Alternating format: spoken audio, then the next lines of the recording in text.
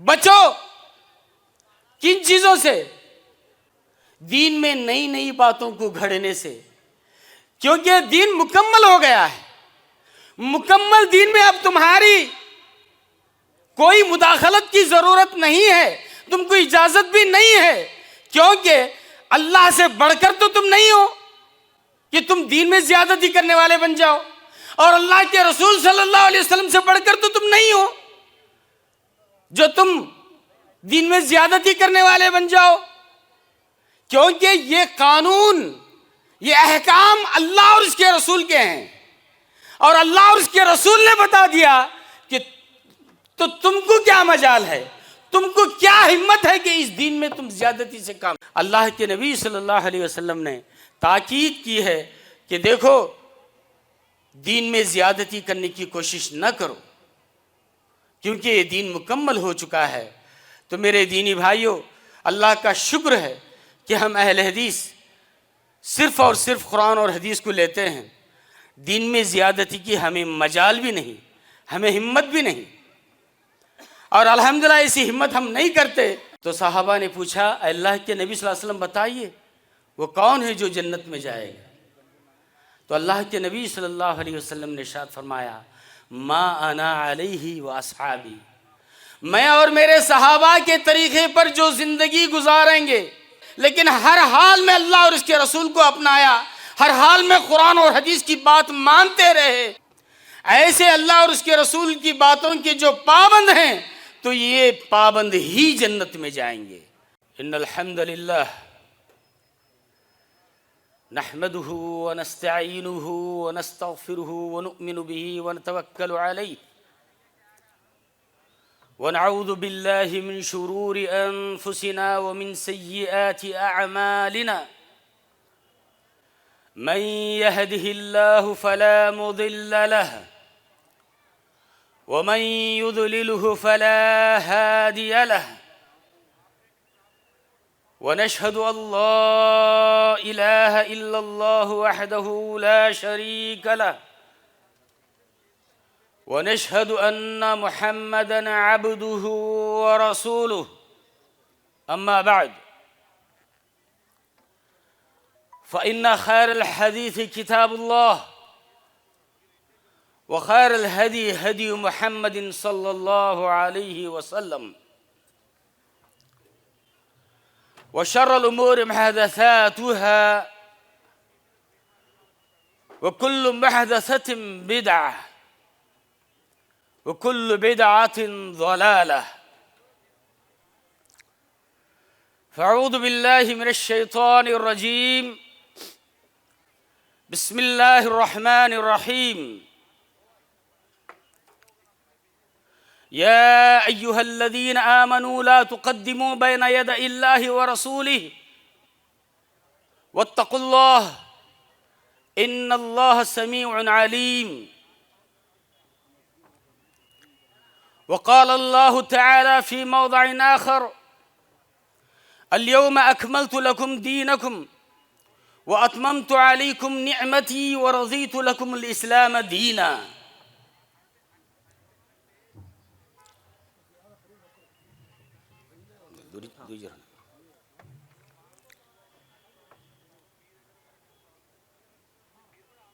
عن عائشة رضي الله تعالى عنها قالت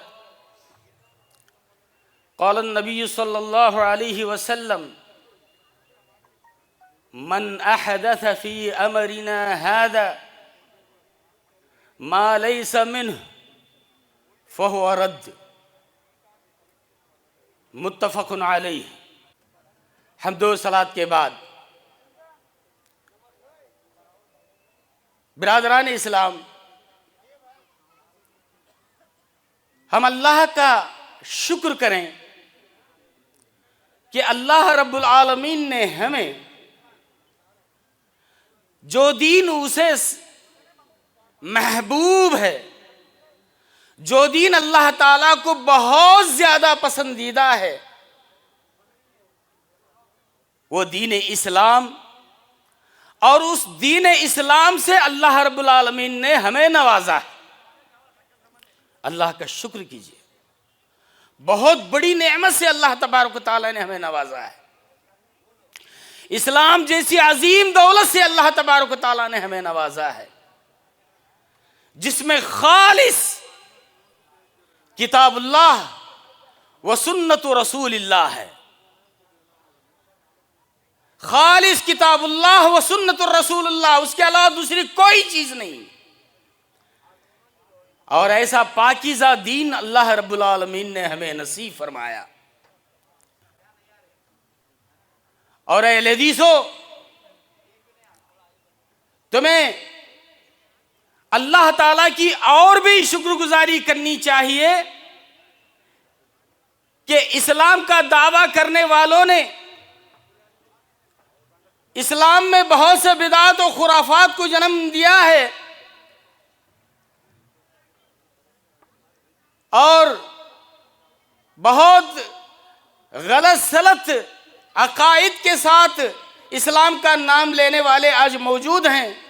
لیکن ان کے درمیان اللہ رب العالمین نے آپ کو خاص طور پر چن لیا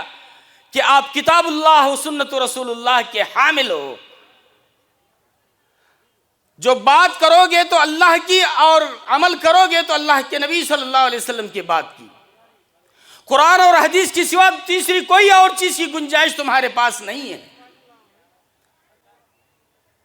تو ہم بڑے خوش نصیب ہیں کہ ہم اہل حدیث ہیں، کہ ہم نے قرآن اور حدیث کو اپنایا ہے، اللہ اور اس کے رسول کو اپنایا ہے. اللہ اور اس کے رسول کے سوا،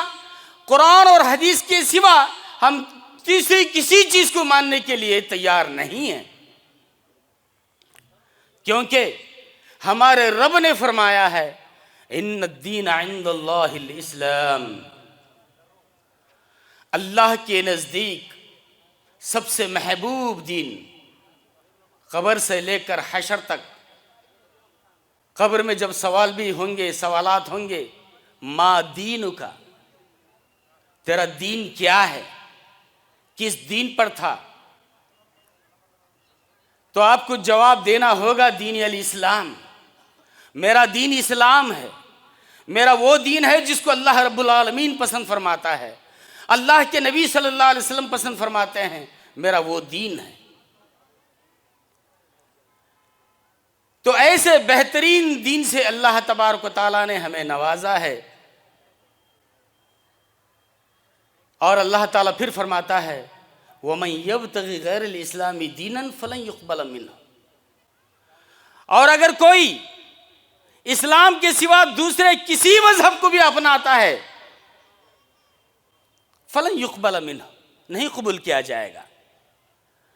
اللہ تعالیٰ ہرگز نہیں قبول فرمائے گا. صرف اور صرف اسلام ہی اللہ کا محبوب دین ہے،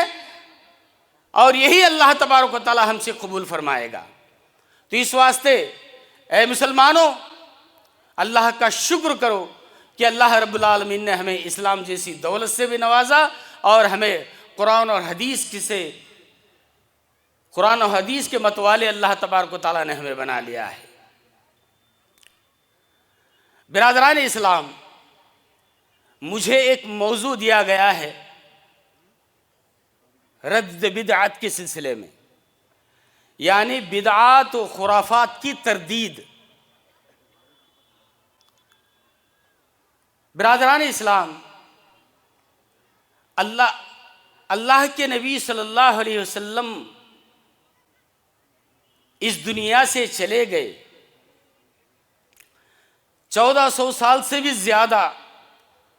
اور 1450 سال کے قریب ہو رہا ہے.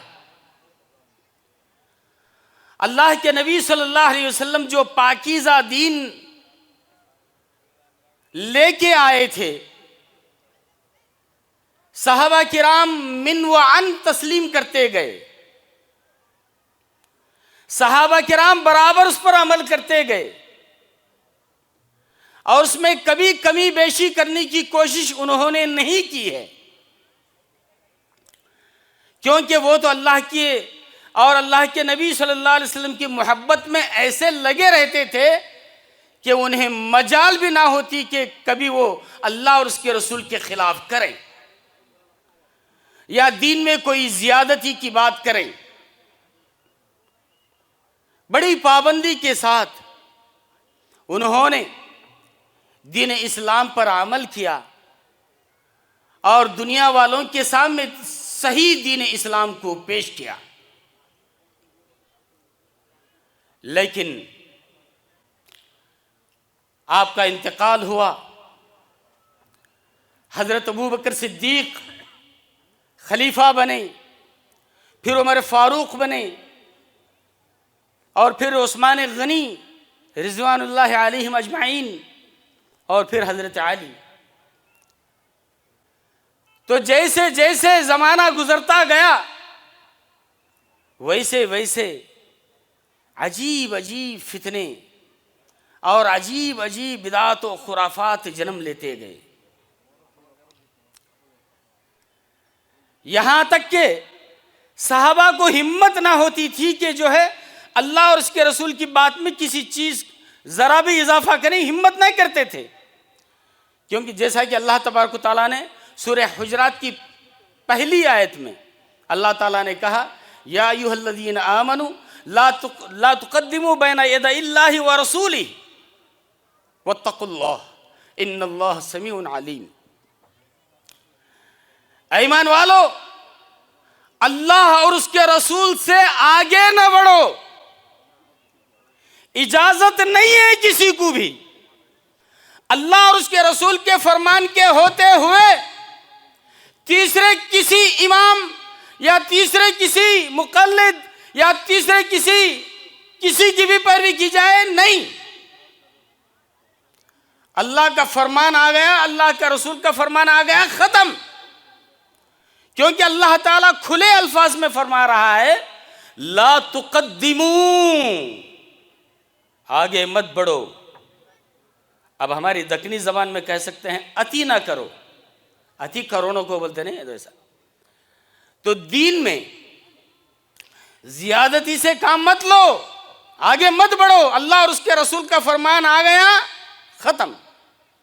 اب اللہ اور اس کے رسول کے فرمان سے آگے مت بڑھو، اللہ سے ڈر کے زندگی گزارو، منمانی نہیں۔ وَنَهَى النَّفْسَ عَنِ الْهَوَىٰ، ایک مومن، ایک متقی، ایک پرہیزگار مسلم کے لیے ضروری ہے کہ وہ اللہ سے ڈر کی زندگی گزارے، اور وہ اللہ سے ایسے ڈرے، چاہے تنہائی ہو یا چاہے جو ہے لوگوں کے ساتھ ہو، کہیں بھی وہ اللہ سے ڈر کر کے زندگی گزارے۔ کیونکہ مومن، یہ متقی پرہیزگار کی زندگی کیسے ہوتی ہے؟ یہ ہمیشہ اللہ تعالیٰ سے ڈر کر کے زندگی گزارتا ہے، کیونکہ وہ جانتا ہے واتقوا اللہ ان اللہ سمیع علیم، میرا رب سن رہا ہے، میرا رب جان رہا ہے، میرا رب دیکھ رہا ہے میں کیا کر رہا ہوں۔ یہ دیکھ کر کے وہ زندگی گزارتا ہے ایک مومن، ایک مسلم۔ تو برادران اسلام، اللہ رب العالمین نے یہاں فرما دیا، حکم دے دیا کہ جو ہے اللہ اور اس کے رسول سے آگے بڑھنے کی کوشش مت کرو۔ حجۃ الوداع کا موقع تھا، اللہ کے نبی صلی اللہ علیہ وسلم کا آخری حج کے بعد اللہ کے نبی صلی اللہ علیہ وسلم آئے، بیمار ہو گئے، پھر اس کے بعد اللہ کے نبی صلی اللہ علیہ وسلم کا انتقال ہو گیا۔ تو آپ کا آخری حج تھا حجۃ الوداع، اور اس حجۃ الوداع میں اللہ کے نبی صلی اللہ علیہ وسلم کے اوپر آخری آیت نازل ہوئی، اليوم اکملت لکم دینکم واتممت علیکم نعمتی ورضیت لکم الاسلام دینا۔ یہ قرآن مجید کی آخری آیت۔ تو اللہ رب العالمین نے اپنے نبی جناب محمد رسول اللہ صلی اللہ علیہ وسلم کے اوپر یہ آیت نازل کر دیا، فرما دیا الیوم اکملت لکم دینکم۔ اے اللہ کے نبی صلی اللہ علیہ وسلم، آپ ان لوگوں میں اعلان کر دیجئے، جتنے حجاج کرام یہاں آئے ہیں سب کو سنا دیجئے کہ آج اللہ تبارک و تعالیٰ نے دین کو مکمل کر دیا ہے، یہ دین مکمل ہو گیا ہے، پورا ہو گیا ہے۔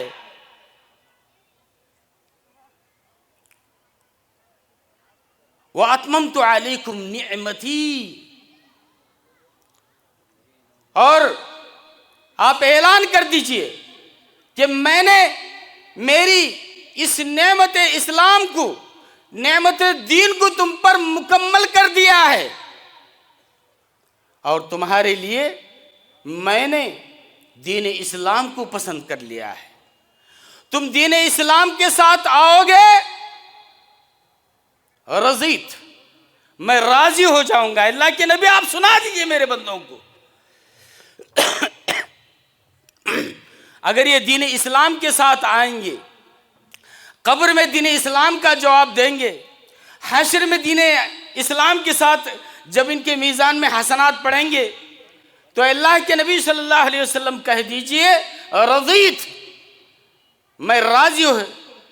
ہو گیا۔ وَرَضِيتُ لَكُمُ الْإِسْلَامَ دِينًا،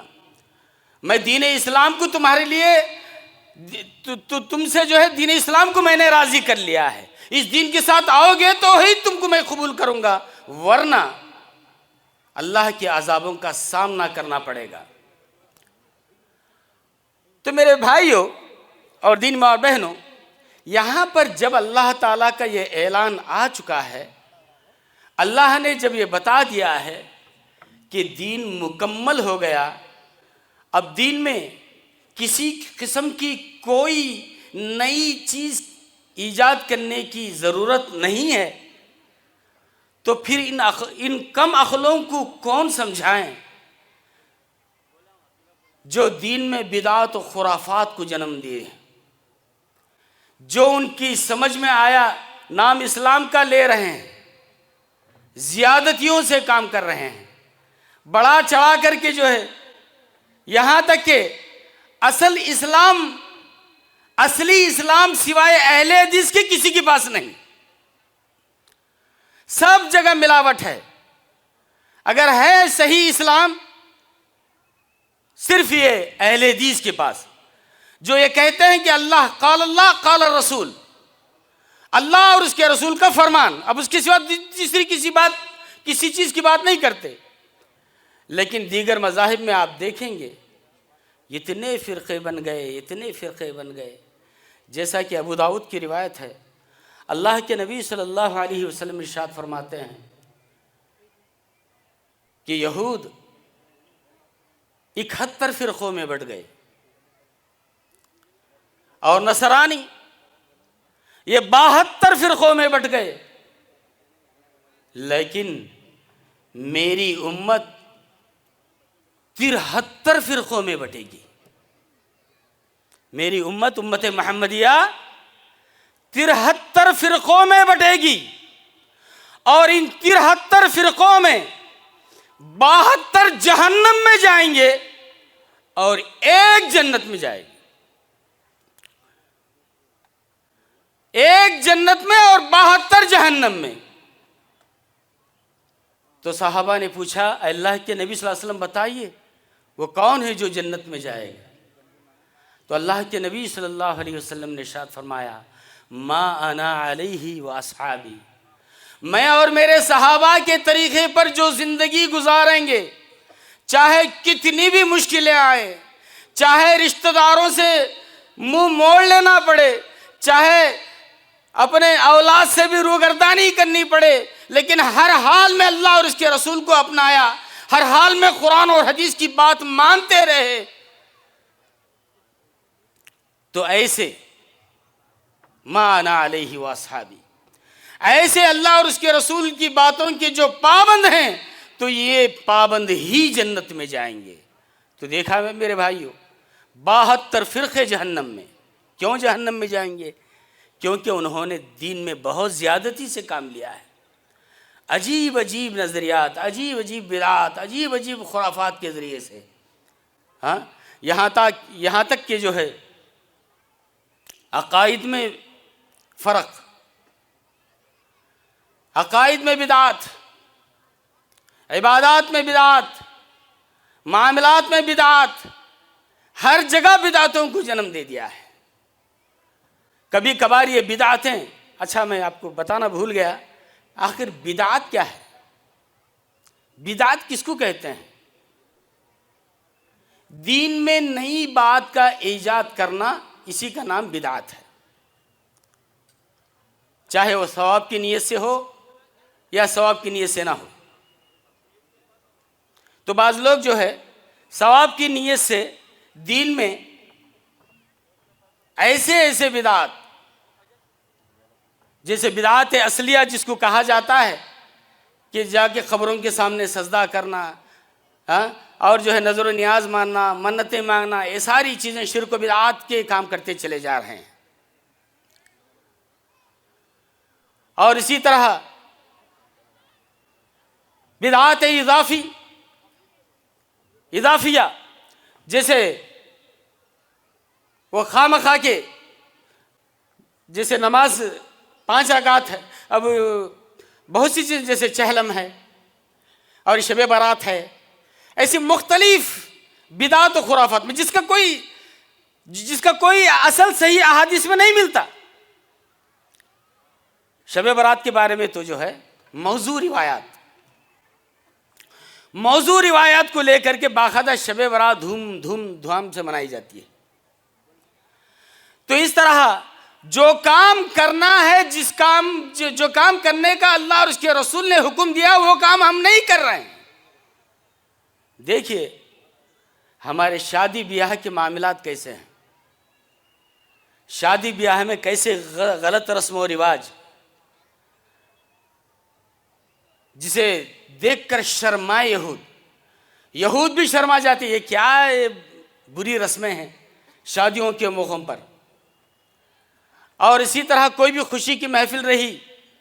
عجیب بدعات کے ساتھ میں جو ہے ہم کام کر رہے ہیں، جس کی وجہ سے اصل دین کا اصل چھپ گیا اور بدعات زیادہ ہوتے جا رہے ہیں۔ تو میرے دینی بھائیوں، اللہ کے نبی صلی اللہ علیہ وسلم نے ارشاد فرمایا، حضرت عرباض بن ساریہ رضی اللہ تعالیٰ عنہ کہتے ہیں، ایک دن اللہ کے نبی صلی اللہ علیہ وسلم ہم کو نماز پڑھا کر کے ہماری طرف آپ نے متوجہ منہ کیا، اور آپ نے اتنا بہترین خطبہ دیا کہ ہم زار و قطار رونے لگے۔ اور اس کے بعد اللہ کے نبی صلی اللہ علیہ وسلم سے میں نے کہا، اللہ کے نبی صلی اللہ علیہ وسلم ہمیں کچھ وصیت کیجئے۔ تو اللہ کے نبی صلی اللہ علیہ وسلم نے فرمایا، دیکھو میرے بعد میری امت میں بہت فتنے جنم لیں گے، فتنے فساد پھیل جائیں گے، اور میری امت میں اختلافات زیادہ ہو جائیں گے، اور ٹکڑوں میں جو ہے میری امت بڑھ جائے گی۔ لیکن یاد رکھو، ایسے سنگین موقع پر، ایسے نازک موقع پر، علیکم بسنتی وسنت الخلفاء الراشدین المہدیین، ایسا نازک فتنوں کا دور آئے،